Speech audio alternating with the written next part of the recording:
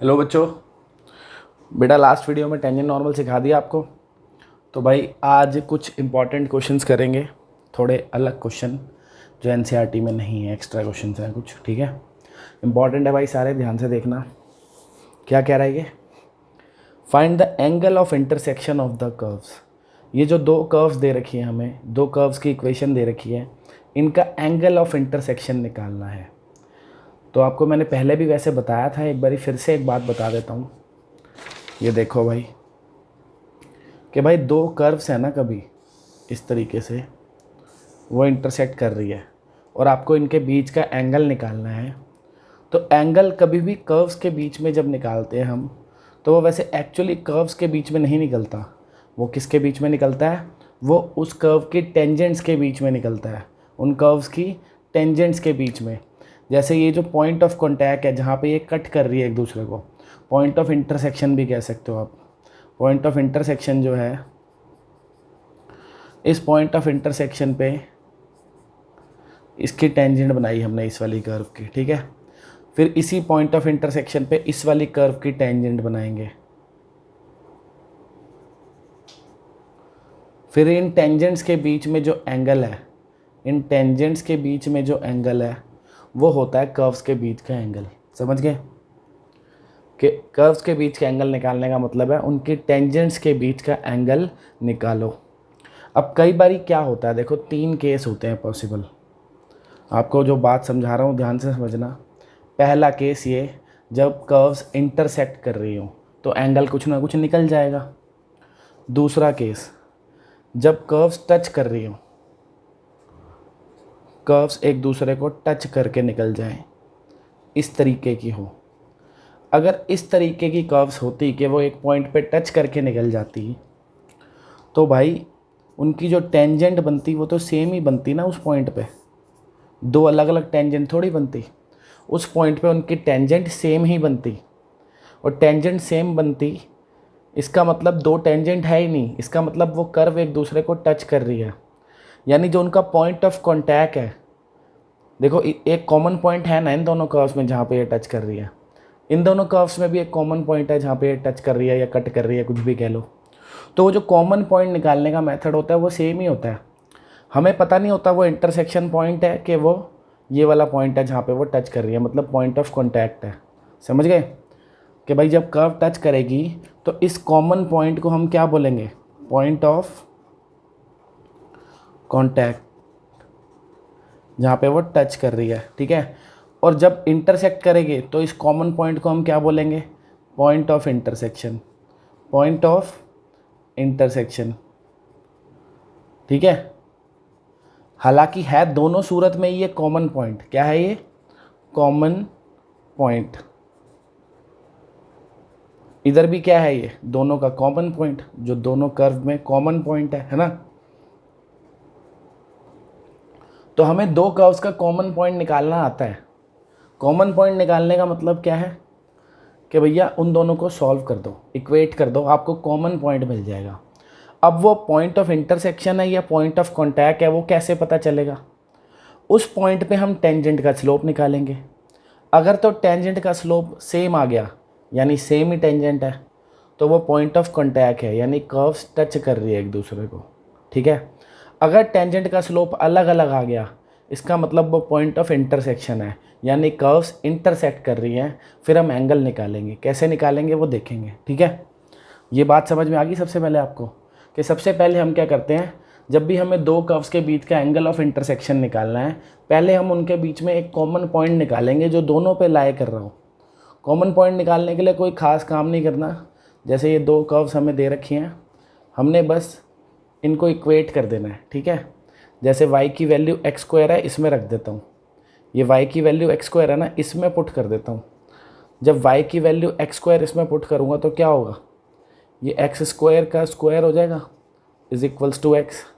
सही है, तो ये x raise to the power 4, ये एक्स इधर आके माइनस हो गया, तो क्या आ गया? एक्स कॉमन, अंदर रह गया एक्स क्यूब माइनस 1। तो भैया एक्स की दो वैल्यूज़ आ गई, एक बार इसको ज़ीरो रखूँगा तो एक्स आ जाएगा 0।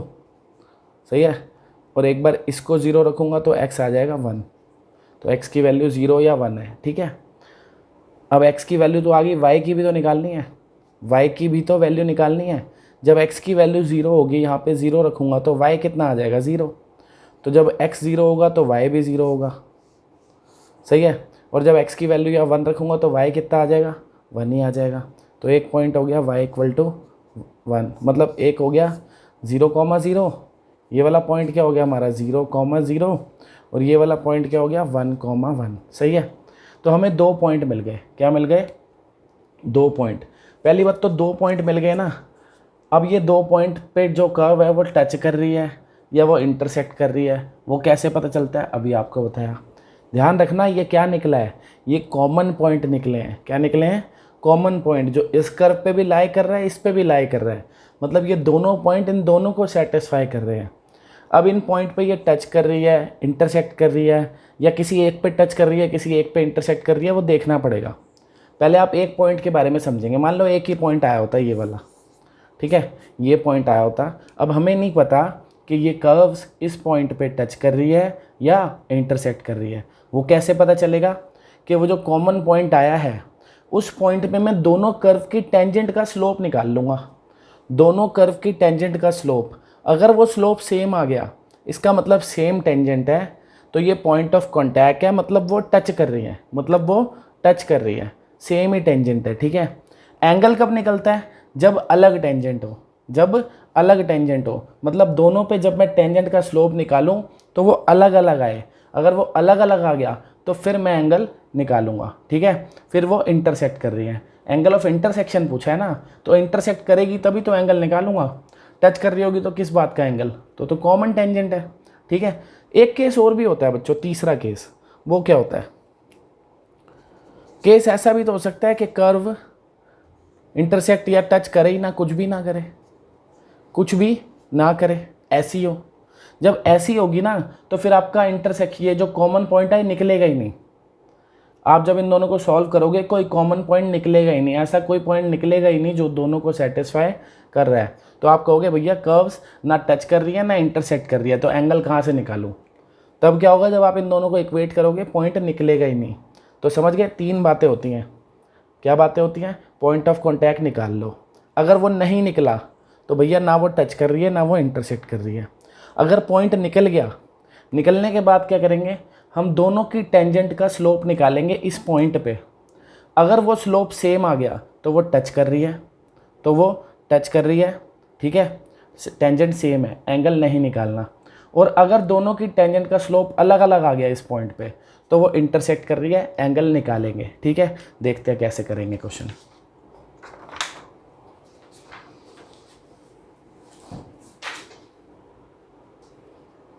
देखो भाई,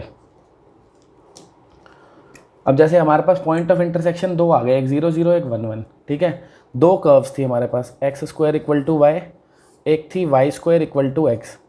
अब हम इन दोनों का स्लोप निकालना है, इन दोनों पे टेंजेंट का स्लोप निकालना है। किस पॉइंट पे टेंजेंट, 1 1 पे, ठीक है। दोनों पे निकालूंगा, चलो पहले एक पे तो करूँ। तो इसका डेरिवेटिव करा, क्या आ गया 2x इक्वल्स टू dy/dx, सही है। इसका डेरिवेटिव करा, क्या आ गया 2y dy/dx is equals to 1। तो dy/dx यहाँ से क्या आ गया 1/2y, ठीक है भाई, ये आ गया। अब एक बारी बात करता हूँ 1 1 पे, एट 1 1 पॉइंट पुट करता हूँ दोनों में, ठीक है।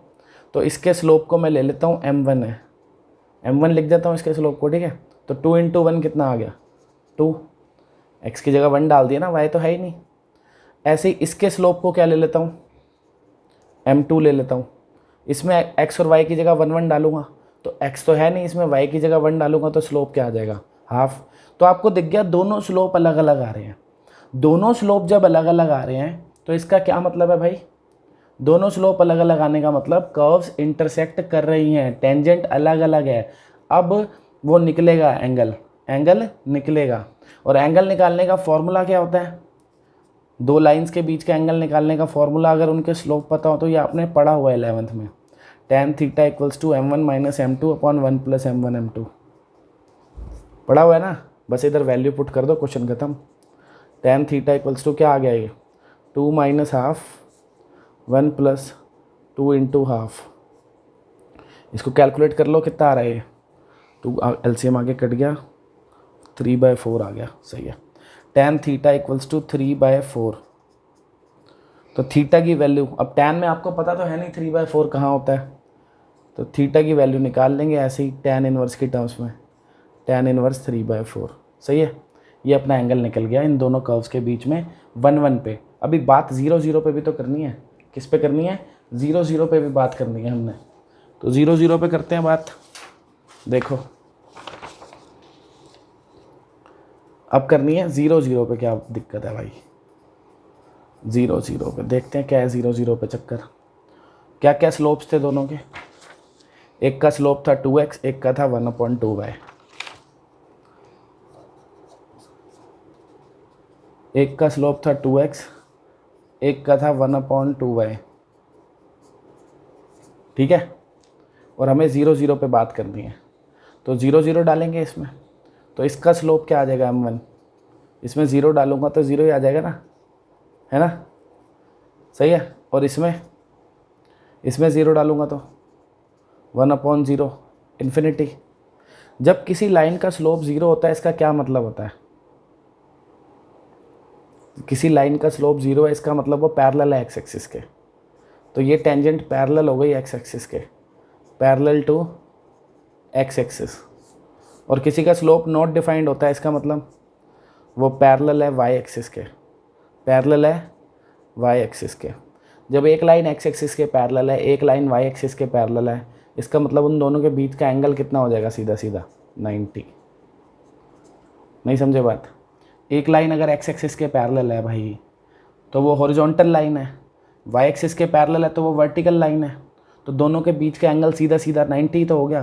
तो निकालना क्या हो, तो सीधे सीधे लिख दिया। देखो कह रहा है एक लाइन एक्स एक्सिस के पैरेलल है, मान लो यूँ, वैसे तो वो एक्स एक्सिस ही है, मैं भी आपको बात समझा दूँ एक, चलो देखो समझ ही जाते हैं।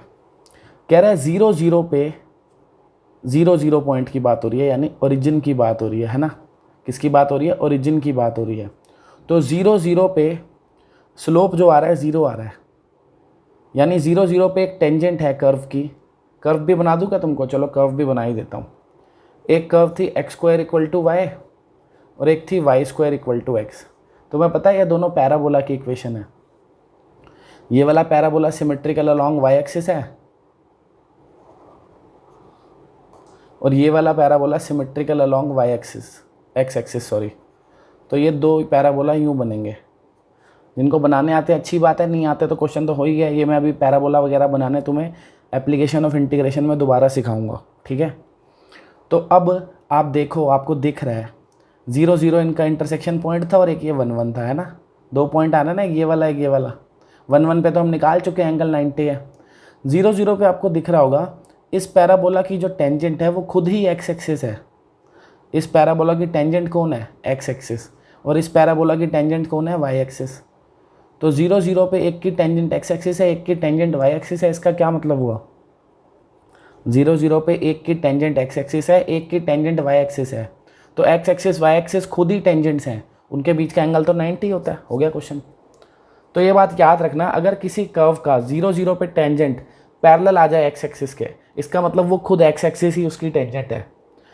भाई 0 का मतलब क्या है, वो कर्व 0 से पास कर रही है और उसका टेंजेंट पैरेलल एक्स एक्सिस के तभी आ सकता है जब वो टच कर रही हो एक्स एक्सिस के, यानी एक्स एक्सिस खुद ही उसकी टेंजेंट बन जाए। और 0 पे अगर किसी कर्व की टेंजेंट का स्लोप इन्फिनिटी आ जाए, मतलब वो क्या कर रही है, वो वाई एक्सिस को टच कर रही है 0 पे, जैसे ये है, तो वाई एक्सिस खुद ही उसकी टेंजेंट है, ठीक है। ये बात याद रखना भाई। दोबारा बोलूँ कि 0 पे अगर किसी कर्व की टेंजेंट का स्लोप 0 आ जाए, इसका मतलब वो कर्व एक्स एक्सिस को टच कर रही है, एक्स एक्सिस खुद ही उसकी टेंजेंट है। और 0 पे अगर किसी कर्व की स्लोप इन्फिनिटी आ जाए, इसका मतलब वो 0 पे वाई एक्सिस को टच कर रही है, तो वाई एक्सिस खुद ही उसकी टेंजेंट है, इसीलिए एंगल 90। कहानी समझ में आ गई तो ठीक है, नहीं तो प्रॉपर ऐसे करके दिखा देना। मेथड तो है ही आपके पास करने वाला, इस मेथड से कर लोगे, ठीक है ना। बात आ गई समझ में। एक हम पहले निकाल चुके हैं वाला एंगल, समझ गए भाई बात। तो इस तरीके से आप एंगल ऑफ इंटरसेक्शन निकाल सकते हो। एक बात और बता देता हूँ आपको, एक बात और बता देता हूँ। वो बात क्या है भाई कि जब एंगल निकालने को बोले ना तो सबसे पहले इंटरसेक्शन पॉइंट मत निकाला करो।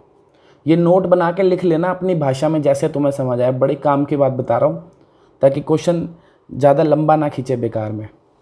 जब भी आपको दो कर्व्स के बीच का एंगल निकालना है ना, तो कॉमन पॉइंट निकालने से पहले दोनों का सीधा सीधा डेरिवेटिव निकालो, जैसे मैंने डेरिवेटिव निकाला है। कई बार क्या होता है कि सीधा सीधा ही डेरिवेटिव सेम दिख जाता है बिना एक्स वाई की वैल्यू डाले ही, बिल्कुल सेम आ गया, मान लो ऐसे ही दिख रहा है, अभी तो ये अलग दिख रहा है ना आपको। कभी कभी क्या होता है बिना एक्स वाई की वैल्यू डाले ही आपको दिख जाता है D Y by D X same आ गया। तो फिर एक्स वाई की वैल्यू क्या करेगी उसमें, जब वैसे ही सेम है तो कुछ भी वैल्यू डालूंगा तो सेम ही रहेगा। तो अगर सीधा सीधा आपको स्लोप सेम दिख गया ना, तो आप कह दो कि वो टच कर रही है एक दूसरे को, बात खत्म हो जाएगी वहीं पे, ठीक है। और अगर आपको अलग दिख रहा है तो फिर आपको इंटरसेक्शन पॉइंट निकालना ही पड़ेगा। अगर ये अलग दिख रहा है, जैसे यहाँ पे अलग दिख रहा है, तो आप बाद में निकाल लो इंटरसेक्शन पॉइंट। मेरे कहने का मतलब है पहले d Y by D x निकाल लो। कई बार सीधा सीधा सेम दिख जाता है, या कई बार सीधा सीधा एक चीज़ और भी दिख जाती है, पता है क्या, कई बार सीधा सीधा ये दिख जाता है कि चाहे वो एक्स वाई की टर्म्स में है, पर जब मैं उनको मल्टीप्लाई करूँगा ना -1 आ जाएगा। क्या आ जाएगा? -1। कभी कभी ऐसे d Y by D x भी आ जाते हैं जब सीधा सीधा दिख रहा होता है कि उनको बिना एक्स वाई डाले भी मल्टीप्लाई करूँ ना तब भी -1 आ रहा है। -1 आने का मतलब क्या है? परपेंडिकुलर, तो सीधा सीधा एंगल निकल गया ना 90, ठीक है। तो कभी कभी सीधे सीधे भी निकल जाता है। 3 बातें हो गई, समझ गए कि भैया D Y by D X निकाला। पहली बात, अगर D Y by D X same आ गया, सीधा सीधा दिख गया सेम, तो टच कर रही है, मत निकालो इंटरसेक्शन पॉइंट। अगर D Y by D x दोनों के मल्टीप्लाई करके -1 आ रहा है तो भी मत निकालो इंटरसेक्शन पॉइंट, सीधा कह दो एंगल 90 है। लेकिन अगर उन दोनों में से कुछ नहीं हो रहा, बिल्कुल ही अलग ही दिख रहे हैं ये, तो इंटरसेक्शन पॉइंट निकाल के डालना ही पड़ेगा, और M1 M2 निकालने पड़ेंगे, और फिर ऐसे एंगल निकालना पड़ेगा, ठीक है। चलो भाई, चलें अगले क्वेश्चन पे चलते हैं। तो अगला क्वेश्चन क्या आता है अपने पास, देखो, कह रहा है find the value of A for which this curve touches the axis of Y. ये curve axis of X, sorry, ये कर्व एक्स एक्सिस को टच कर रही है, ये बोल रहा है एक्स एक्सिस को टच कर रही है, याद रखना एक्स एक्सिस को टच कर रही है, ठीक है। एक्स एक्सिस को टच करने का मतलब क्या होता है बच्चों? एक्स एक्सिस को टच करने का मतलब होता है कि भैया ये जो है एक्स एक्सिस खुद ही इसकी टेंजेंट है, एक्स एक्सिस खुद ही इसकी टेंजेंट है, सही है।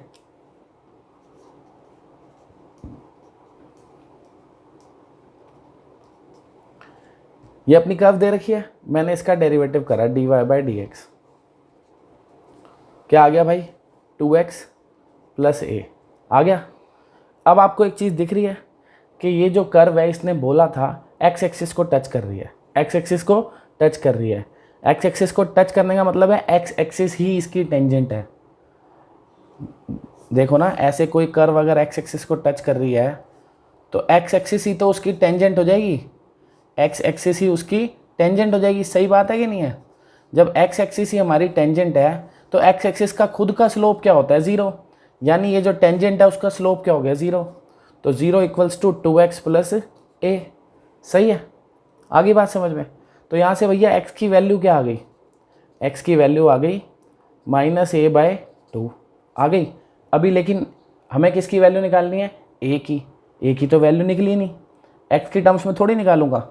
एक बात और देखो, जब ये यहाँ पे टच कर रही है किसको? x एक्सिस को, तो यहाँ पे y कोऑर्डिनेट क्या होगा हमारा? यहाँ पे हमारा y कोऑर्डिनेट क्या होगा? x एक्सिस पे y कोऑर्डिनेट क्या होता है? 0। यानी कि कर्व में एक ऐसा पॉइंट होगा जहाँ पे y क्या है? 0। तो रख दिया y को 0, समझ गए? y को क्या करा? 0 रख दिया। और उस पॉइंट का जो x कोऑर्डिनेट है वो मैं निकाल ही चुका हूँ -a/2, कि नहीं निकाल चुका? तो x की जगह क्या लिख दूंगा? -a/2, इधर भी x की जगह -a/2, और इधर 25। बस अब तो ये निकल जाएगा। समझ गए बात भाई? क्या हुआ कि सबसे पहली बात इसने क्या बोली कि एक कर्व है जो x एक्सिस को टच कर रही है। मैंने देखा x एक्सिस को टच कर रही है तो उसकी टेंजेंट x एक्सिस ही है, और x एक्सिस खुद जब टेंजेंट है तो उसका स्लोप तो 0 होता है, यानी इस कर्व की टेंजेंट का स्लोप मुझे पता लग गया 0 है। तो मैंने इसका डेरिवेटिव करा dy/dx, स्लोप की जगह 0 रख दिया, उससे मुझे x मिल गया। यानी कि मुझे वो x कोऑर्डिनेट मिल गया जहाँ पे टेंजेंट x एक्सिस है। तो मुझे इस वाले जो पॉइंट है इसका x कोऑर्डिनेट तो मुझे मिल गया, क्या है -a/2, सही है। और y क्या है यहाँ पे, वो तो पता ही होता है हमें, y क्या होता है भाई, इधर x एक्सिस पे y क्या होता है 0।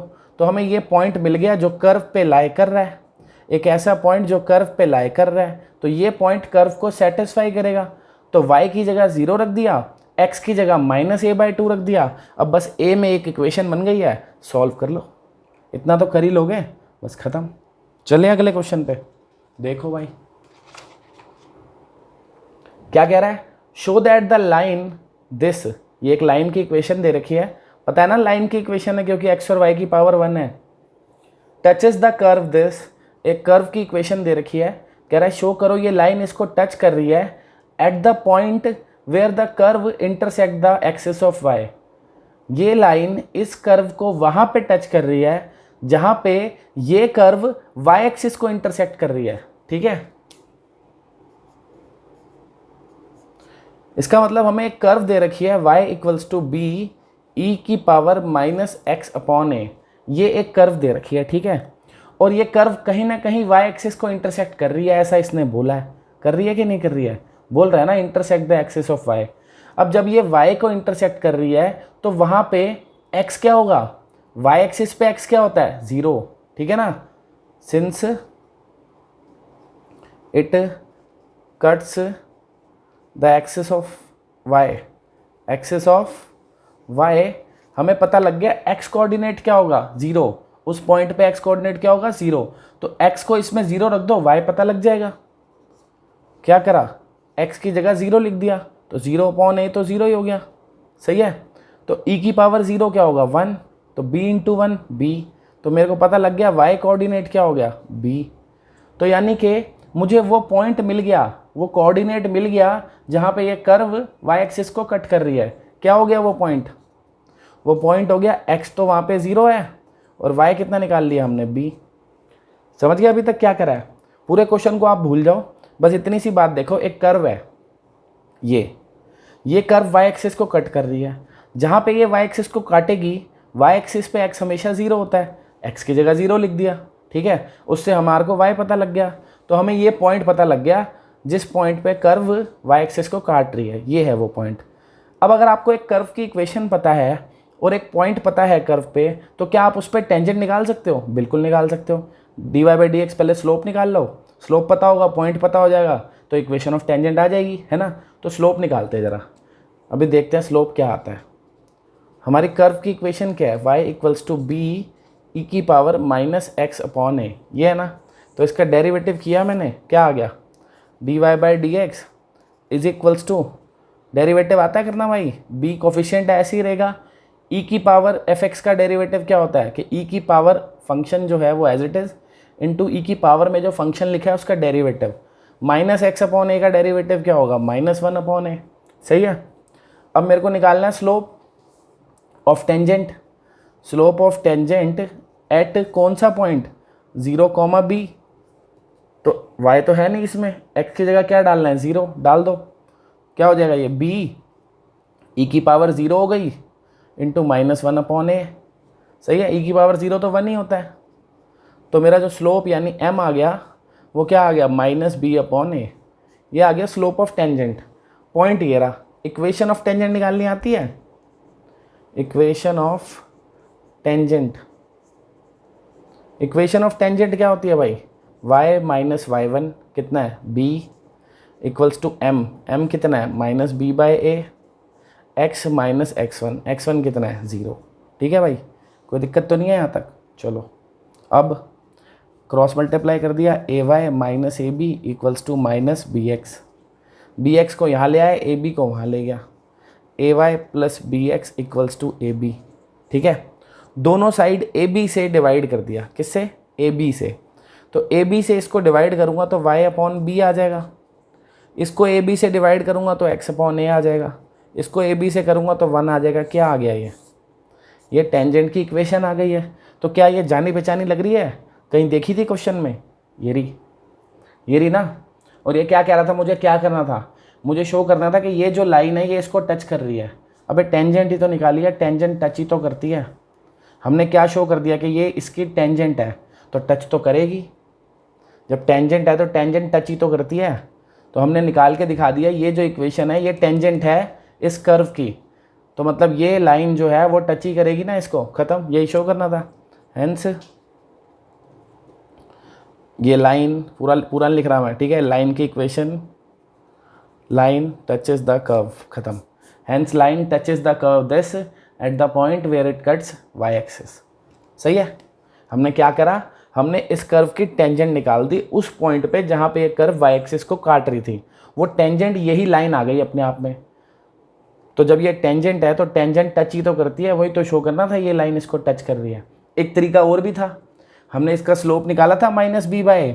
अगर मैं इसकी स्लोप निकाल देता वो भी -b/a आता, मैं कह देता दोनों टच कर रही हैं। आपको बताया ना जब स्लोप बराबर आते हैं मतलब दोनों टच करती हैं, वैसे भी कर सकते थे। ठीक है, तो अगला क्वेश्चन देखते हैं।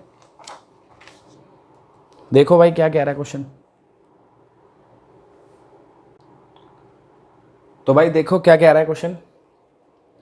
कह रहा है if the straight line this, एक ये लाइन की इक्वेशन है, पता लग रहा है ना लाइन की इक्वेशन है क्योंकि x और y की पावर 1 है। टचेस द कर्व दिस, इस कर्व को टच कर रही है ये लाइन, ठीक है। देन प्रूव दैट दिस, ये ड्रामा हमें प्रूव करना है। चलो ठीक है, अब ये लाइन इस कर्व को टच कर रही है, इसका मतलब ये लाइन इसकी टेंजेंट है। सही बात है कि नहीं है। ये लाइन इस कर्व को टच कर रही है मतलब ये लाइन इसकी टेंजेंट है, ये बात तो क्लियर है। चलो करता हूँ प्रूव। अब देखो ये लाइन बड़ी अजीब सी है और ये कर्व जो है, अगर मैं इन दोनों का इंटरसेक्शन पॉइंट निकालूंगा ना दिमाग ख़राब हो जाएगा, बड़ी अजीब सी कैलकुलेशन हो जाएगी। ठीक है, तो इंटरसेक्शन पॉइंट मैं निकाल ही नहीं रहा, उसके बिना ही काम चलाता हूँ। इंटरसेक्शन पॉइंट कुछ मान लेता हूँ, ठीक है, कुछ मान लेता हूँ कि लेट अ पॉइंट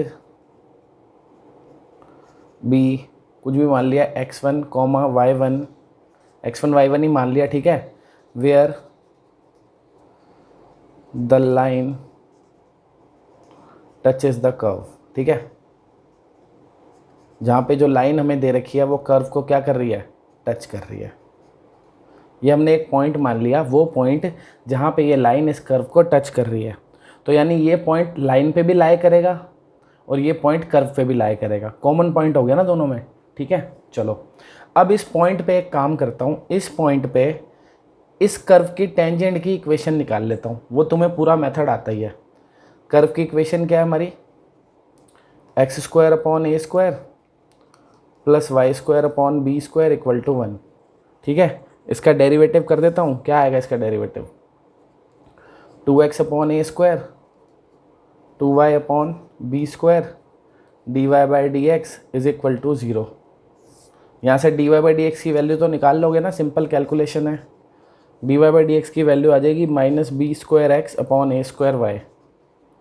ठीक है, अब dy/dx में ये वाला पॉइंट पुट कर देता हूँ xy की जगह, xy की जगह ये पॉइंट पुट कर देता हूँ ताकि मुझे टेंजेंट का स्लोप मिल जाए। m लिख दूँ टेंजेंट के स्लोप को, और x और y की जगह क्या पुट करना है, x1 y1, तो b²x1 a² y1, ये मेरे को मिल गया टेंजेंट का स्लोप। सही है। अब अगर मैं इक्वेशन ऑफ टेंजेंट निकालूँ, equation of tangent at x1 y1 क्या निकलेगी, y - y1 = m, m कितना है, ये रहा, b²x1 / a²y1 into x - x1। यही होती है ना टेंजेंट की equation, y - y1 = m x - x1, simple. ठीक है, एक काम करता हूँ, ये y1 को यहाँ पे क्रॉस मल्टीप्लाई कर देता हूँ, क्या हो जाएगा, y × y1 और ये y1 का स्क्वायर। सही है, यहाँ पे -b² / a², ये x1 को अंदर मल्टीप्लाई कर देता हूँ, x × x1 और ये x1 का स्क्वायर। ठीक है, ये b² को यहाँ नीचे क्रॉस मल्टीप्लाई कर देता हूँ, नीचे इधर, तो दोनों के नीचे आ जाएगा y/1/b², ये y1² b², और ये जो 1/a² बचेगा यहाँ पे उसको अंदर मल्टीप्लाई कर देता हूँ, तो -x1/a² और प्लस x1² a²। ठीक है, ये स्क्वायर वाले एक तरफ कर लेता हूँ, दूसरे वाले एक तरफ। ये नेगेटिव है टर्म इधर आके पॉजिटिव हो जाएगी, x1 अपॉन ए स्क्वायर, सही है। और ये y1 upon B square is equal to, ये उधर जाके ऐड हो गया, x1 square upon A square plus y1 square upon B square. अब ये कुछ जाना पहचाना दिख रहा है, ये कुछ दिख रहा है जाना पहचाना, क्वेश्चन में ढूंढ लो मिल जाएगा। ये कर्व की इक्वेशन है ना, ये सेम तो लिखा है, बस एक्स वाई की जगह क्या लिखा है, x1 y1। तो भैया x1 y1 एक पॉइंट था ना जो कर्व पे लाई कर रहा था, x1 y1 एक पॉइंट था जो कर्व पे लाई कर रहा था। यानी अगर मैं एक्स वाई की जगह इधर x1 y1 रखूँ तो सेटिस्फाई करेगा। तो x1 upon A square y1 square upon B square किसके इक्वल होगा, 1 के। तो मतलब इसको मैं 1 लिख सकता हूँ, ठीक है। क्या लिख दिया इसको, 1। तो ये मेरी टेंजेंट की इक्वेशन निकल गई। क्या निकल गई, टेंजेंट की इक्वेशन। और ये भी टेंजेंट की इक्वेशन है, ये भी टेंजेंट की इक्वेशन है जो मैंने निकाली है, देखो। और ये जो दे रखी थी ये भी टेंजेंट की इक्वेशन थी। क्या कह रहा था, ये इसको टच कर रही है, तो ये भी टेंजेंट की इक्वेशन थी। X cos alpha plus y sine alpha is equal to p, ये भी टेंजेंट की इक्वेशन है। दोनों ही टेंजेंट की इक्वेशन है, दोनों टच कर रही हैं, तो कॉमन टेंजेंट है ना। तो मतलब ये सेम ही लाइन की इक्वेशन तो है, जिस टेंजेंट की इक्वेशन मैंने निकाली है उसी टेंजेंट की ये इक्वेशन है ना। तो दोनों सेम लाइन है, दोनों सेम लाइन है, मतलब एक के ऊपर एक है, कोइंसाइड है ना। तो लाइन जब एक के ऊपर एक होती है, तो बचपन में पढ़ा होगा 10th में, जब दो लाइंस एक के ऊपर एक होती है, सेम लाइन ही होती है एक तरीके से, वैसे तो वो कोइंसाइडिंग लाइंस होती हैं। तो आपने पढ़ा होगा a1 upon a2 equals to b1 upon b2 equals to c1 upon c2। पढ़ा है कि भैया देखो कि मान लो कभी कोई दो लाइन हो, a1x plus b1y plus c1 equal to 0 और a2x plus b2y plus c2 equal to 0। ये कोई दो लाइन दे रखी हो और वो कोइंसाइड कर रही हो, तो ये कंडीशन सेटिस्फाई करती है। ये मैंने कैपिटल ABC लिख दिया और यहाँ पे स्मॉल इतना मैनेज कर लेना, ठीक है। गलती से लिख दिया, यहाँ पे स्मॉल ही लिखना चाहिए था, या तो यहाँ कैपिटल लिखता, जो भी है। दो इक्वेशन दे रखी हैं और वो दोनों कोइंसाइड कर रही है, मतलब दोनों सेम लाइन की इक्वेशन है। तो भैया उनके जो ये जो कोफिशिएंट्स और कांस्टेंट की रेशियो है, मतलब x के कोफिशिएंट की रेशियो इक्वल टू y के कोफिशिएंट की रेशियो इक्वल टू कांस्टेंट के रेशियो c1 अपॉन c2, ये इक्वल होती है, ठीक है। पता है ये हमको। चलो अब ये जो है, ये दोनों आपको बताया सेम ही लाइन की इक्वेशन है, तो ये बात इधर भी तो सेटिस्फाई करेगी कि नहीं करेगी, करेगी ना। इसको यहाँ रख लूँ, ये दो लाइन की जो इक्वेशन है, यार एडजस्ट नहीं हो रहा, चलो कोई बात नहीं। ये जो दो लाइन की इक्वेशन है, ये क्राइटेरिया यहाँ भी सेटिस्फाई करेगा। करता हूँ फिर इसको फॉलो। क्या कह रहा है ये, a1 अपॉन a2, इधर x का कोफिशिएंट क्या है, कॉस अल्फ़ा अपॉन a2, इधर x का कोफिशिएंट क्या है, x1 upon a square, x1 upon a square, सही है। प्लस नहीं हो, इक्वल b1 अपॉन b2, इधर y का कोफिशिएंट क्या है, साइन अल्फ़ा, और नीचे इधर y का कोफिशिएंट क्या है, y1 upon B square is equal to c1 upon c2, 1 upon p। बच्चे कहते हैं सर इसको इधर लाते हैं, पहले ले आओ, -1 और -p होगा, तब भी माइनस माइनस कट जाएगा, सही है। समझ गए ना। ये दो लाइन थी, वो सेम ही थी, कोइंसाइडिंग लाइंस, कोइंसिडेंट लाइंस होती है ना, कोइंसिडेंट। तो a1 upon a2 equal to b1 upon b2 equal to c1 upon c2, वही चीज़ मैंने करी है। x का कोफिशिएंट इधर से लिया कॉस अल्फ़ा, इधर से लिया x1 upon a square, a1 upon a2, फिर y का लिया साइन अल्फ़ा, इधर से y का coefficient y1 upon b square, ये हो गया b1 अपॉन b2, ये c1 अपॉन c2, सही है। उल्टे लिख दिए, बताओ कैसे। ऊपर मैं नीचे वाली इक्वेशन की वैल्यूज़ ले रहा था ना, तो p अपॉन 1 आएगा, क्या आएगा, p अपॉन 1, ठीक है। यहाँ पे आएगा p अपॉन 1। अब इसको करना है हमें सिंप्लीफाई, जो लाना है उसके चक्कर में वो प्रूफ करना है ना। देखते हैं क्या प्रूफ करना है, चलता हूँ ज़रा वापस। क्या प्रूफ करना है, ये a square cos square alpha plus b square sine square alpha equal to p square, मतलब कॉस और साइन का स्क्वायर चाहिए, ठीक है। अब यहाँ से थोड़ा सा दिमाग लगाना पड़ेगा। चलो, ये a स्क्वायर ऊपर आके मल्टीप्लाई हो जाएगा, A square cos alpha upon x1 किसके इक्वल है, p के इक्वल है ना ये, ठीक है। और ये बी स्क्वायर ऊपर, तो b square sine alpha upon y1 equals to p। अब यहाँ से भाई थोड़ा सा दिमाग लगाना पड़ेगा। देखो आपको ए स्क्वायर और कॉस स्क्वायर चाहिए, लेकिन मेरे पास ए स्क्वायर है, कॉस का स्क्वायर तो है नहीं, नहीं है ना, ए स्क्वायर है और कॉस का स्क्वायर नहीं है। अगर मैं इसको ए कॉस अल्फ़ा लिखूँ, क्या लिखूँ, ए कॉस अल्फ़ा, x1 को यहाँ पे मल्टीप्लाई कर दूँ और ये ए को नीचे ले आऊँ, ए को नीचे ले आऊँ, ए के नीचे आ गया ना, 2 ए थे यहाँ पे, ए का स्क्वायर था, क्रॉस मल्टीप्लाई करूँगा वापस ए स्क्वायर तो हो जाएगा। ऐसा क्यों लिखा है मैंने, अब जब मैं इसका स्क्वायर करूँगा ना तो मेरे पास ए स्क्वायर कॉस स्क्वायर अल्फ़ा आ जाएगा। इस हिसाब से मैं सोच रहा हूँ, ठीक है, कि ए स्क्वायर कॉस अल्फ़ा है, लेकिन मेरे को चाहिए ए स्क्वायर कॉस स्क्वायर अल्फ़ा।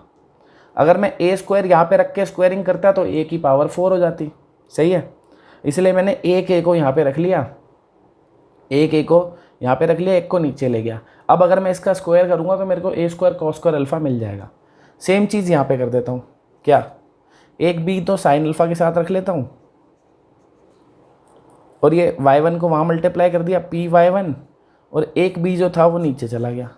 अब ये 2 इक्वेशन आ गई, फर्स्ट सेकंड मान लो, फर्स्ट सेकंड पीछे भी थी, थर्ड फोर्थ मान लो, कुछ भी मान लो, ठीक है। इन दोनों इक्वेशन को अगर मैं स्क्वायर करके ऐड कर दूँ, पहले स्क्वायर करूँ और फिर ऐड करूँ, तो क्या आएगा, A square cos square alpha plus B square sine square alpha.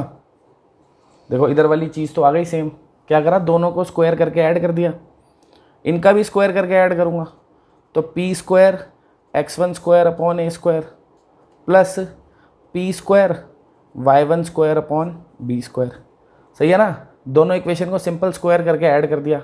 अब LHS तो आ गई जो प्रूव करना था, RHS भी आ ही गई है अगर ढंग से देखोगे। पी स्क्वायर कॉमन अंदर क्या रह गया, x1 square by a square plus y1 square by b square, और ये x1 square by a square y1 square by b square 1 तो था, अभी तो पहले भी लिखा था हमने इसको कि ये ठीक है xy है, ये x1 y1 है, तो क्या हुआ, x1 y1 इस पर सेटिस्फाई भी तो करेगा क्योंकि इस पर लाई कर रहा है, तो x1 y1 इसमें रखूँगा तो x1 square upon A square y1 square upon B square किसके इक्वल आएगा, 1 के, यानी कि इस पूरी क्वांटिटी को 1 लिख सकता हूँ। तो 1 इंटू पी स्क्वायर क्या बचेगा, पी स्क्वायर ही तो बचेगा, तो आ गया ना, this equals to p square, हो गया प्रूफ, ठीक है। तो भैया इस तरीके से थोड़ा सा दिमाग लगाना पड़ता है प्रूफ वाले क्वेश्चन में, कैसे करें, धीरे धीरे दिमाग खुलेगा। चलते अगले क्वेश्चन पे।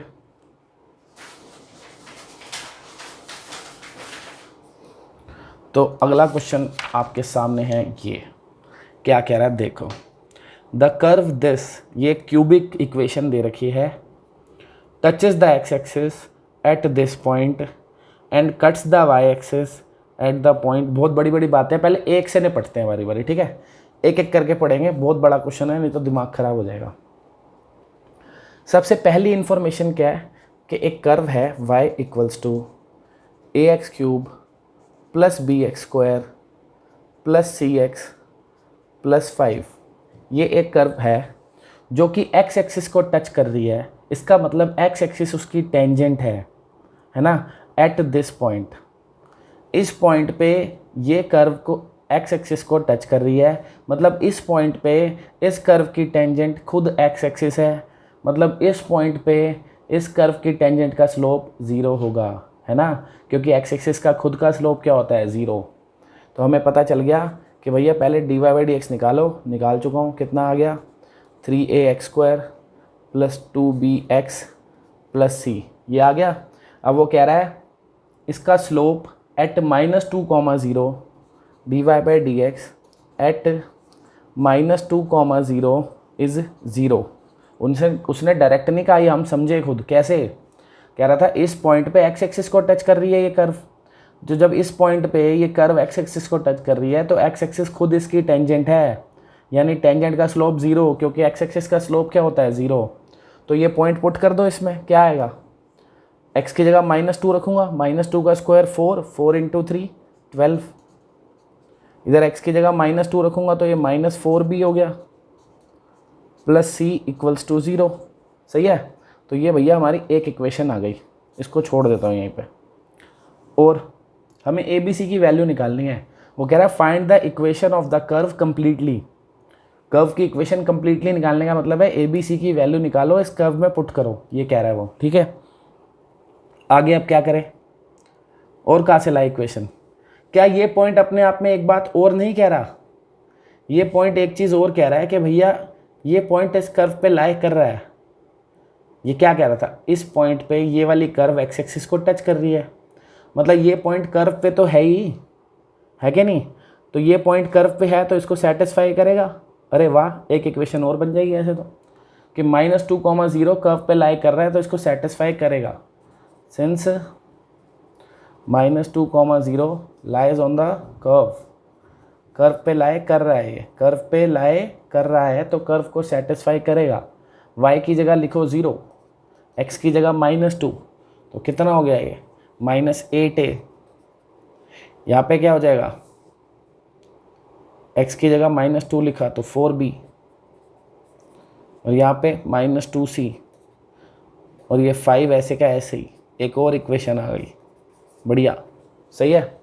अब भी 2 इक्वेशन से 3 वेरिएबल नहीं निकलेंगे, एक इक्वेशन और चाहिए, कुछ और भी दे रखा है इसने। देखो, कह रहा है and this curve cuts the y axis को कट कर रही है एट सम पॉइंट q, कोई पॉइंट है q, where its gradient is 3। Gradient भी dy/dx को ही बोलते हैं, स्लोप को ही बोलते हैं। तो ये क्या कह रहा है एक बात और, कि भैया जो dy/dx है, जो स्लोप है वो 3 है। कब है वो 3? जब कर्व y एक्सिस को कट करेगी। y एक्सिस को कट करेगी तो कौन 0 होगा? कर्व y एक्सिस को कट कर रही है तो y एक्सिस पे क्या 0 होता है? x, है ना? y एक्सिस पे क्या 0 होता है? x। तो इसने एक तरीके से बता दिया कि जो स्लोप है यानी dy/dx वो 3 होगा जब x क्या होगा? 0। तो ये रहा dy/dx, इसमें x को 0 डाल दो। x को 0 डालोगे तो क्या आएगा? 3a। यहाँ पे क्या आएगा? 2b। 3a कैसे आ जाएगा भाई? x को 0 डालेंगे तो 0 नहीं हो जाएगा ये? इधर भी 0 डालेंगे तो 0, क्या बचेगा? c की वैल्यू मिल गई 3। कमाल हो गया। तो c की वैल्यू तो मिल गई ना, c की वैल्यू। अब c की वैल्यू अगर आप सेकंड इक्वेशन में भी पुट कर दो और फर्स्ट में भी पुट कर दो तो आपको a और b में 2 इक्वेशन मिल जाएंगी। Put in 1 and 2। c की वैल्यू यहाँ पे 3 डालूंगा तो क्या आएगा? 12a - 4b + 3 = 0। और c की वैल्यू यहाँ पे 3 डालूंगा तो क्या आएगा? -8a + 4b। c की वैल्यू 3 डालनी है तो ये कितना हो गया? -1 = 0। अब इन दोनों को सॉल्व करके ए बी नहीं निकाल लोगे क्या? निकाल लोगे ना, सीधा सीधा तो दिख रहा है। 4b कट गया, ये कट गया, कितना आ गया? 4a। ये कितना आ गया? 2, बस निकल गया। ये कितना आ गया? -1/2। ए को पुट कर दो, किसी में भी बी आ जाएगा। ए बी सी तीनों निकल गए तो इस इक्वेशन में पुट कर दो, कर्व की इक्वेशन निकल गई कंप्लीटली। सही है। दोबारा से बता दूँ एक बारी क्या करा है। सबसे पहली बात क्या थी? मैंने इसका dy/dx करा, ये तो कर ही लिया, काम आ ही जाएगा कहीं ना कहीं। अब सबसे पहली बात इसने क्या कही कि ये कर्व x एक्सिस को टच कर रही है। इस बात को तो अपने भेजे में डाल लो भाई कि x एक्सिस को टच कर रही है, इसका मतलब x एक्सिस खुद ही उसकी टेंजेंट है। इसका मतलब टेंजेंट का स्लोप 0 है। कभी भी कोई कर्व x एक्सिस को टच करेगी तो टेंजेंट का स्लोप 0, टेंजेंट का स्लोप 0। और कह रहा है किस पॉइंट पे x एक्सिस को टच कर रही है? -2,0 पे, यानी -2,0 पे टेंजेंट का स्लोप इज 0। तो टेंजेंट के स्लोप में x की जगह -2 डाला, उसको 0 के इक्वल रखा, एक इक्वेशन मिल गई। दूसरा, ये पॉइंट कर्व पे लाई कर रहा था तो कर्व को सेटिस्फाई करेगा ही, तो एक्स वाई की जगह वैल्यू पुट करी, एक इक्वेशन मिल गई। तीसरा, इसने कहा ये कर्व वाई एक्सिस को जहाँ पे कट कर रही है वहाँ पे इसका ग्रेडियंट 3 है। जहाँ पे वाई एक्सिस को कट कर रही है वहाँ पे ग्रेडियंट मतलब स्लोप 3 है। स्लोप 3 है जब वाई एक्सिस को कट कर रही है। वाई एक्सिस को कट कर रही है तो हम खुद ही समझ गए कि एक्स तो 0 होगा वहाँ पे, यानी dy/dx में अगर x को 0 डालूंगा तो 3 आएगा, उससे एक इक्वेशन मिल गई। तो बस सॉल्व कर लिया। ठीक है, ऐसे ही क्वेश्चन देखो एक और है, एक और करते हैं, साथ साथ देखते हैं तुम्हारा दिमाग चलता है कि नहीं चलता। क्या कह रहा है? Determine the quadratic curve. एक क्वाड्रेटिक कर्व निकालो y = fx। तो क्वाड्रेटिक कर्व है तो हम खुद ही मान लेते हैं कि जनरल क्वाड्रेटिक इक्वेशन क्या होती है? ax² + bx + c। हमने मान लिया ये हमारी क्वाड्रेटिक कर्व है। ठीक है, इसको हमें निकालना है, मतलब वही फिर से ए बी सी की वैल्यू निकालनी है। सबसे पहली बात, if it touches the line this, इस लाइन को टच कर रही है एट द पॉइंट 1 1 पॉइंट पे ये कर्व और ये लाइन टच कर रही है, यानी ये लाइन इस कर्व की टेंजेंट है, दोनों का स्लोप बराबर होगा किस पॉइंट पे, 1 1 पे, ठीक है ना।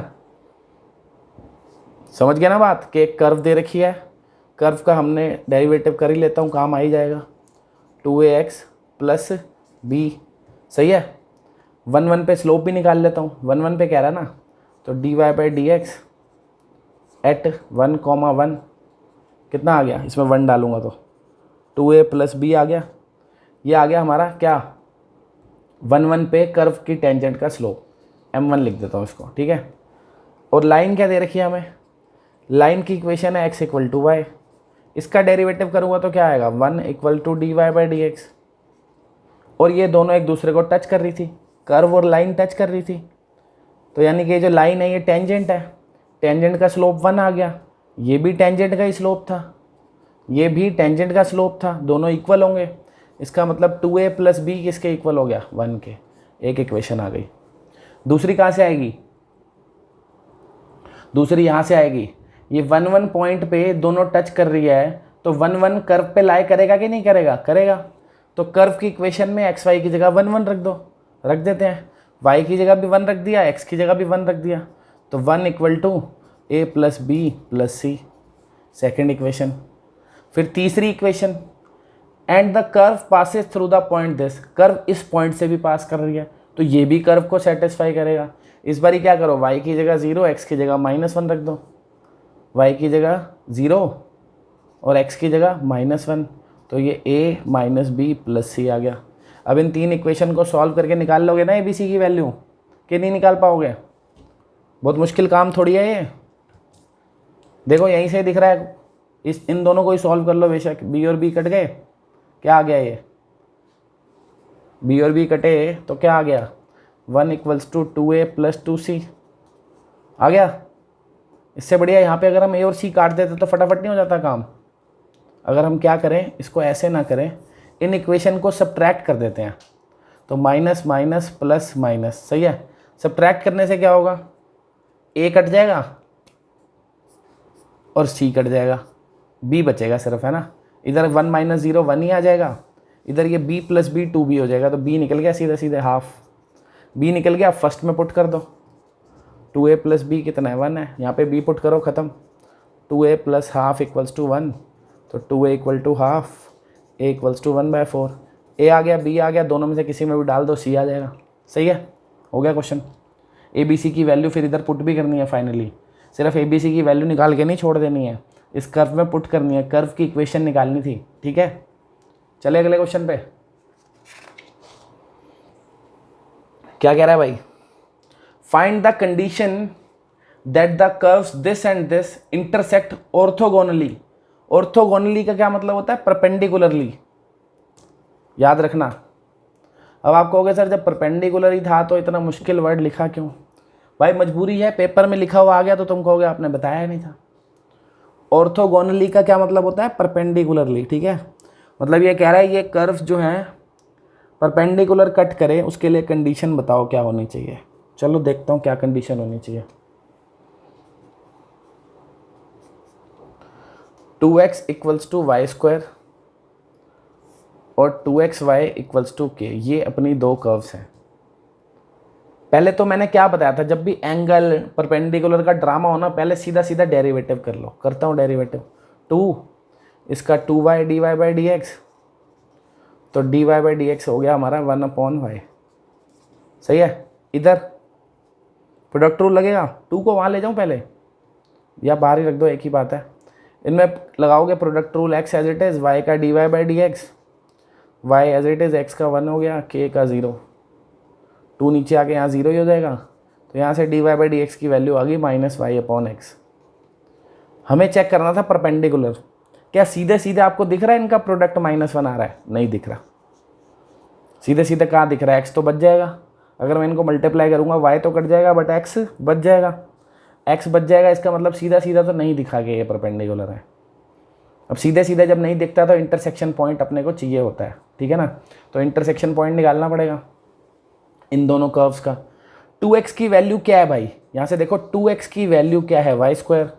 अगर मैं 2x की जगह इधर वाई स्क्वायर रख दूँ तो वाई स्क्वायर इंटू वाई हो जाएगा, y square into y equals to k. बात समझ गए क्या करा है, इन दोनों कर्व्स का कॉमन पॉइंट निकालना था। मैंने क्या करा, यहाँ से 2x की वैल्यू निकाल ली, वाई स्क्वायर इधर पुट कर दी, इस 2x की जगह वाई स्क्वायर रखा, एक y साथ में और था, तो y square into y equal to k आ गया।